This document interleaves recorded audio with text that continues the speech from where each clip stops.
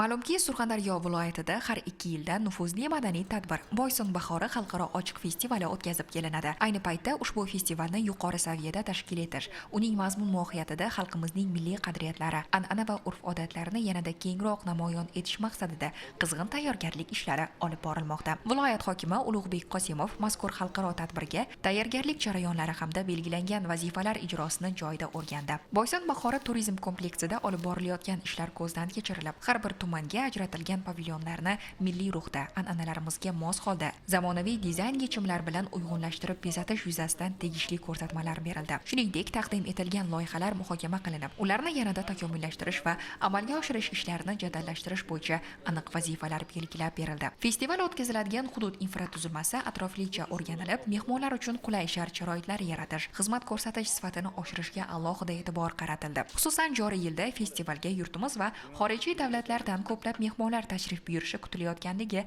inobatga olinib, turizm qishloqlariga olib boruvchi yo'llarni obodonlashtirish, sanitariya holatlarini yaxshilash hamda zamonaviy infratuzilma obyektlarini barpo etish bo'yicha ustuvor vazifalar belgilab berildi. Mas'ullarning axborotlari tinglanib, festivalni munosib darajada o'tkazish, uning xalqaro nufuzini yanada oshirish yuzasidan zarur chora-tadbirlar belgilandi. Nufuzli Boysun bahori xalqaro festivalini yanada ko'tarinkilik, mazmunan boy tarzda o'tkazish maqsadida turli xil tanlovlar, madaniy tadbirlar hamda rang-barang ko'rgazmalarni tashkil etish rejalashtirilmoqda. Ushbu tadbirlarda yurtimizning turli hududlaridan tashrif buyuradigan hunarmandlar o'zlarining noyob va milliy an'analariga boy mahsulotlari bilan ishtirok etishlari ko'zda tutilgan.